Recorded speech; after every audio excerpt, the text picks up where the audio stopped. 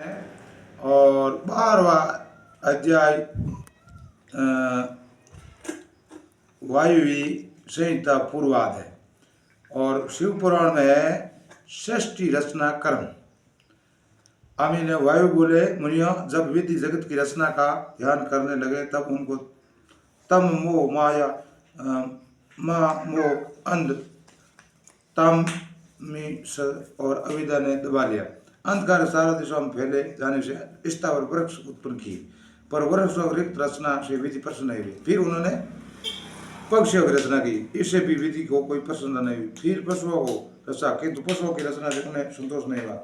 इसके बाद उन्होंने देवों और मानवों की रचना की। इसके अतिरिक्त अनुग्रह कुमारों जन्म दिया।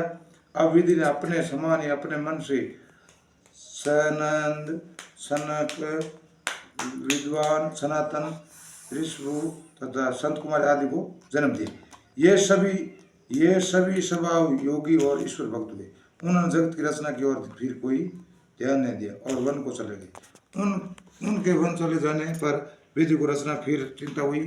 वे तप करने लगे, किंतु तप से कुछ नहीं हुआ। इससे उनको बड़ा दुख हुआ और क्रोध उत्पन्न हुआ। फिर विधि ने नेत्रों से अश्रु प्रवाह होने लगा। उसी समय उनके अश्रु जल के भूत प्रेत पिशाच आदि उत्पन्न हुए। इस भयानक सृष्टि देखते ही ब्रह्मा को आत्मग्लानि हुई और उन्होंने प्राण त्याग दिए। फिर इस समय प्राणों के स्वामी भगवान रुद्र विधि को पुनर्जीवित करने के लिए प्रभु ने मुख से प्रकट हुए। प्रभु ने अपने समान 11 रुद्रों को जन्म दिया और उनसे कहा कि तुम सब प्रजा और संतान पैदा करने के लिए प्रयत्न करो। सुनते ही रो दिए। भाग्य शिव बोले, तुम्हारा नाम रुद्र। सुनो, रुद्र ही प्राण है, प्राण ही रुद्र है। तुम्हारा जन्म लोक वृद्धि के लिए किए गया है। यह कर महादेव ब्रह्मा की मृत्यु देह में प्राण डाल दिए और विधि को जीवित देखकर भगवान रुद्र प्रश्न हुए और बोले गए, विधि डरो मत, मैंने तुमको जीवित कर दिया। अतः तुम सम्मुख से उठ बैठो। तब तो ब्रह्मा जी उठकर अपने सामने शिव के दर्शन किए और हाथ जोड़कर बोले, भगवान, आपके दर्शन से आज मेरा चित्त अधिक प्रसन्न हुआ। आप कौन है और ये 11 कौन है?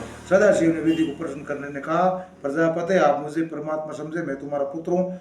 ये 11 आपकी रक्षा के लिए आए हैं। अब तुम इस मूर्छा को दूर करो और सावधान होकर तुम पूरी बातें रचना कार्य में लग जाओ।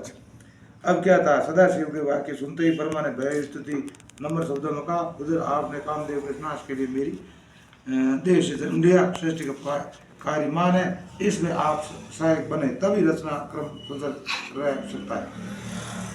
सदाशिव विधि को मान लिया और तब ब्रह्मादेव में उसके आदेश और अपने मन से महर्षि भृगु, अंगिरा, पुरुषत्य, पुलह, क्रतु और दक्ष, अत्रि, वशिष्ठ, रुद्र और 11 रुद्र वेद, वृद्ध और महर्षि उत्पन्न किए।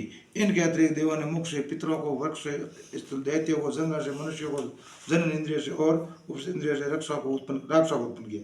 साथ ही सर्प, यक्ष, गद्रवे, भूत, पक्षी, बकरी, अश्व, हाथी, गेंडा, गव्य, मृग, ऊंट, खच्चर आदि की भी जाति रचना की और फल, मूल आदि विधि के रोमों से प्रकट हुए।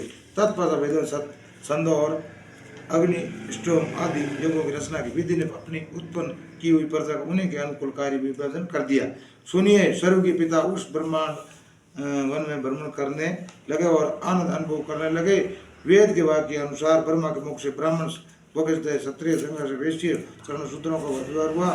विधि के विराट रूप का दर्शन कीजिए। अतिरिक्त उनका मुद्दा आकार, उनकी नाभि, चंद्र, सूर्य, नेत्र, दिशाएं, इनके कर्ण और भूमि, चरण और ये मुनिया, ये विधि भगवान की रचना मूल तारतम्य है। राम जी राम, राम जी राम।